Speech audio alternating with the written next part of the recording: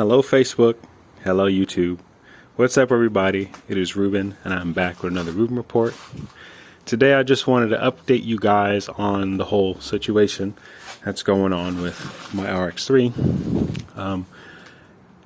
Waiting over the weekend, we're just waiting for the CSC service center to pretty much get back into office and have the time to take a look at my video. They've been looking at the posts, looking at the comments, looking at, the engagements. And before I actually get into that, I also want to give a shout out to some of you guys who have been messaging me privately. You guys know who you are. And really just want to say thank you from the bottom of my heart, wanting to be supportive and give ideas on what it is that I should, do and how I should go about the situation. So again, you guys know who you are. Thank you very much for caring that much and reaching out to me. It's really a very inconvenient and, sucky situation to not be able to use the bike as I wanted to. And I'm pretty sure the majority of us, even myself, that's why I even made that video of, am I doing it wrong? Majority of us probably thought that, yes, I just suck at doing maintenance.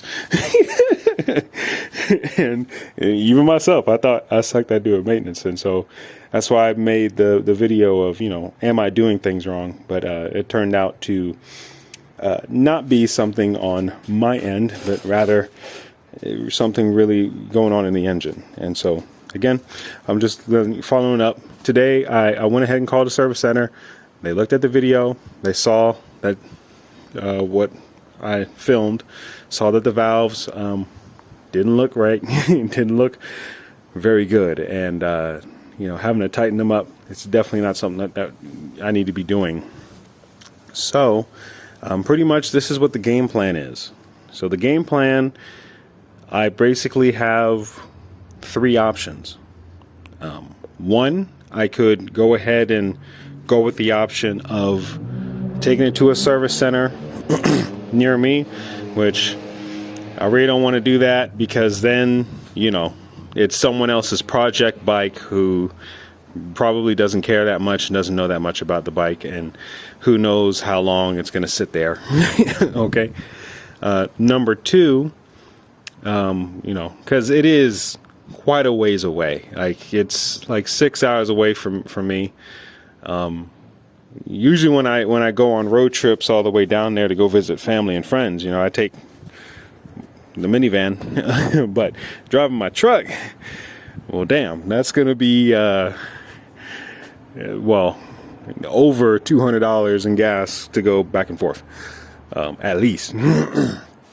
More like $250. All right, so that's going to be definitely a doozy financially. But they did say that, first off, I could meet them halfway. That would be, a little bit better. But what we really want to do, and what I also would really like to do for everybody else, for all you guys to be able to see, they want me to come in during the week, drive all the way down there, get it in there, and then we all get to see together how the engine's taken apart, what the engine looks like on the inside, and we're going to go through that whole thing like in depth. And I think it'll be really cool to be able to be in there with the service guys and checking the engine out, because it possibly really is a fluke. And, it's something that everybody can benefit from. Definitely me, because then not only can we all of us see what's going on in the engine, but kind of, on the flip, we can all get a little bit of hands-on experience, or a little bit of documented hands-on experience on how to tear your engine down. All right. And what to look for. So I think that would be really cool. again, it's gonna be quite a excursion for me, especially since I'm already using so much money to go to work already. But I get down there, eat up the week. Well, not the weekend, but eat up a day. Load it up on this thing and put it on the back of my truck. Get it in the shop and knock it out. Now, I will say this though, okay? Because I'm just being honest with you guys, you know, which we're gonna go into a little bit later. Once this engine is fixed, man, you know, it's game on, okay? Like, whether the engine is gonna be completely replaced or, you know, because he was talking about he's gonna look at the piston rings, he's gonna look at everything. So whether I'm gonna get a brand new engine or whether it's just gonna get fixed to a certain extent, I mean, after that, again, it's game on. Like, this is gonna be the ultimate endurance test, right? Because I know that my riding style and my riding habits don't mirror the majority of RX3 owners out there, or don't really mirror the majority of CSC motorcycle owners out there. Doesn't even matter what type of bike it is. So I'm going to break that down later in depth, you know, once I actually move to the next clip. But, you know, pretty much once this is all fixed, I really just want to have, you know, to do maintenance and maintenance only. Hopefully. And if not, well, again, this is going to be the ultimate endurance test and the proving grounds of whether or not the RX3 is truly an economical commuter bike. We'll find out. All right, y'all. So in this section, like I said, prior to before, you know, once this engine gets fixed, it's game on. But I kind of want to level the playing field because I really want to make it pretty much set clear in stone, you know, what my expectations are. Because it's kind of, you know, something that I need to put in question. Maybe it is, maybe I am a little bit overzealous. Maybe I could be asking a little bit too much for this bike, from this bike.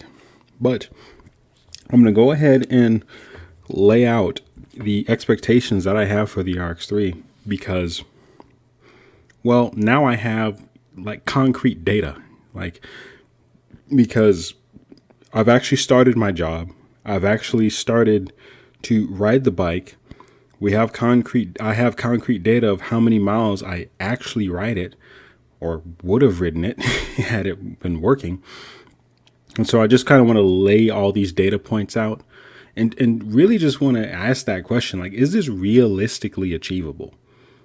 You know, because again, maybe it is that I just have too high expectations for the bike. Maybe it's because maybe it is that the bike, you know, was marketed in such a way that, you know, is beyond its limitations. Either way, I'm just letting you guys know what my expectations of the bike are. So once I get it fixed, and once it does get fixed, this is exactly, I'm just letting you know, this is exactly the type of expectations I'm going to be having for it and what it's going to be subjected to day in, day out. Okay. So, for those who have been following me since the beginning, okay, you already know, what my journey has been like. And I just want to, again, you know, look at a couple data points. So I got my bike, the first time that I got my bike, which was on January 15th. Okay. From January 15th until February 3rd, I put about 500 miles on the bike. I really did my best to kind of not really rush, but kind of go through the break-in process almost as quickly as possible. So that way the bike could be ready for, you know, my new job position. I mean, I knew that I was going to be starting my new job position relatively soon, and I wanted the bike to already be broken in so I can actually start riding it and testing it and making sure I can pretty much modify it in such a way to be able to fit my needs. And if you guys have been following along since the very beginning, it took me from January 15th until February 3rd to reach 500 miles. If you calculate that out, that's about, on average, 26 miles a day. Okay? Again, I was riding the bike in that fashion in that short period of time because I was purposefully trying to put miles on the bike. In the first 2-3 days, I put 100 and something miles on the bike. Basically, I just put each day that I did ride it. I didn't ride it every single day, but each day that I did ride it, I tried to ride it, 60 miles, 100 miles, somewhere in between there until I finally got to 500, which we did. After the 500 mile mark, and until I actually started my new job position, or really the right before I started my new job position, I put 1,351 miles on the bike. So that was from January 15th until March 28th. In that time frame of 2.5 months, I put 1,351 miles on the bike. Now, the majority of those miles was me actually just making content for you guys. It's not because I needed to ride the bike. It's just I wanted to do a lot of tests. I wanted to do a lot of videos and, top speed tests, this MPG test, that and that nature. So that number is kind of conflated and a little bit exaggerated. But within the 2.5 month span, that averages to about 19 miles a day. Now, of course, I didn't ride the bike every day, but on average, that's 19 miles a day. Okay? If you just take that mileage number, divide it by how many days between those dates, that's a number that you get. But if you guys have been following along with me with that as well, you guys also know I wasn't riding the bike every day. I rode it maybe one day, waited about 2-3 days, then came with a new upgrade or whatever other different thing I was trying to do, and then rode the bike. So it wasn't consistent is what I'm trying to get to. Okay. Now here's the key. Okay. I didn't start having problems with the bike until I started riding the bike consistently. Literally the very day that I actually rode the bike 60 miles for the first time to work and back is when I started having issues. And literally every single week since I started my new job is when I started having to adjust the valves every single week. And here's just a number that you guys need to hear. All right. The amount of miles that I put on my bike since I started my new job was 922 miles. I put 922 miles on the bike in a month. Now, had the bike been working properly, okay, with me commuting back and forth to work and all the other miscellaneous things that I would have been doing, going to church, going to grocery store, all this kind of stuff, because I used the bike for everything. That would have been in total. I would be at 2,950 something miles. I would be at almost 33,000 miles right now, but I'm only at 2,200. So that would have been 1,600 miles that I would have ridden if the bike was running properly. And so this is the honest question. Is it unrealistic to think? I mean, it's also up for you guys' debate. I mean, I've shown how I ride the bike. I've shown everything that I do with the bike. I've maintained it meticulously, done everything that I could according to the book. regardless, even if I do all the maintenance right, and whether I do, clean the chain, all this stuff, is it realistic to believe and to think that this bike can actually go 1,600 miles a month? Okay. If all goes well with me getting this new engine and whatever it is else that they need to do, is it going to be possible that by the end of this year, I'm going to have over 12,000 miles on the odometer? Okay. Like, that's the expectation that I have for this bike. And I just want to let you guys know, because maybe my expectations and my ambitions are a little bit too high. Maybe. But, when I said that it's game on, it's game on. That's the expectation. That's the type of performance that it is that I am expecting out of this RX3. Right? I'm definitely not going 5,000 miles at 8,000 RPM. I'm just going 60 at 7. 60 at 7,000. But I'm doing it consistently. Now, we'll talk about the 5,000 miles at 8,000 RPM just for a little bit, because I read the book. Not completely, but I took out certain data points from the book. But there is a video. There is a video on the CSC website. Not the website, but the CSC YouTube channel called 5,000 miles at 8,000 RPM. In that video, you do get to see, I believe it was Joe Burke, presumably, who was making the video. You do see him riding with other RX3 owners, and they are riding, their motorcycles.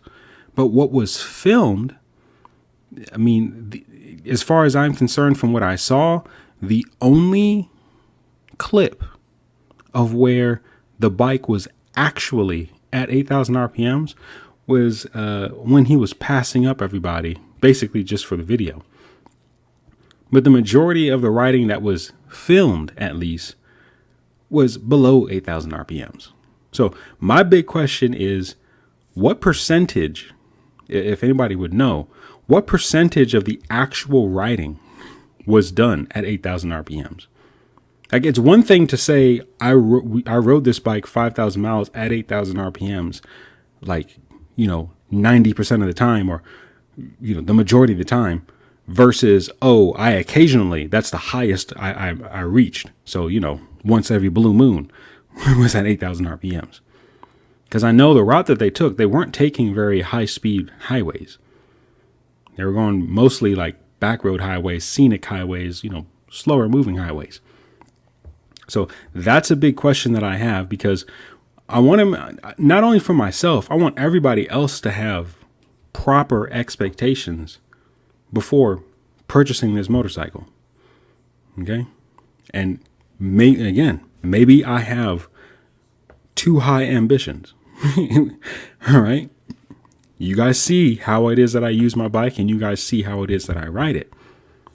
I'm not at 8,000 RPMs, but I definitely am at 7,000 RPMs. Not the whole commute, but it's a good bit. Like, when I say that I ride my bike at 7,000 RPMs, around 55 to 60 miles an hour, or 50 to 60 miles an hour, I mean it. Right? And I proved it. I showed you guys how it is that I ride my bike. My question is, will the bike actually, realistically, be able to endure that type of riding? Right? I don't think it's abuse, but maybe it is categorized as abuse. I don't know. I don't think it's abuse, but maybe it's categorized. Maybe it's just not built for that. Who knows? Okay. But I just want to let that be known, and let that pretty much, lay in the land. Because again, if the bike is not, really built for that, or if it's not, if my expectation is a little bit too high for that, hey, let's just stop this right now. Let me just not waste my time going all the way out there. Maybe I can work out something to try to, either get my money back or sell it or whatever, get something else that can actually do the job. But when I say that if I go out there and I actually get this thing fixed, game on. Okay. That is the type of expectation that I have for this bike. And if it actually succeeds, well, then it's going to be the ultimate endurance test. But if it doesn't live up to the standards, well, it's going to go down in history, what the real performance is going to be like. And, I'm just letting you guys know, I'm just like everybody else in this group. I'm just like every one of you guys. I use my own hard-earned money buying this product because of all the great reviews and stories of what's been going on. And even though there isn't that much information and not that much documentation out there, I bought into it because on paper it said what it said. But, now I'm going to be that person. I'm going to be that spokesman and that representative of like reality. Okay. I don't work for CSC. They don't pay me. I'm just like one of you guys, a consumer, right? It's going to hurt my pockets to actually go all the way out there and to get this motorcycle fixed. It's hurting my pockets right now because I can't use it for the purpose of what I bought it for, which was to save money on gas.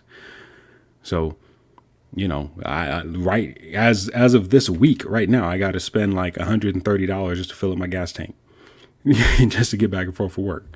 So, I'm feeling it. So I'm being really realistic with you guys. I'm being real with you guys. Those are my expectations. Hey, game on. RX3, this is your last chance to prove yourself and the last chance to impress me. All right. If you guys out there who are a lot more experienced with the RX3 or just a lot more experienced in general, maybe you're actually work from CSC and this bike in and out. Maybe you're somebody who is from Zhongshan and you want to say, you know what, maybe that's a little bit too high expectations. I mean, let me know now because again, that's what it is. And if this ain't the bike for it, then it ain't the bike for it. But I'm going to give you one last chance. All right. I'm going to keep it real with y'all. I love y'all. Bye-bye.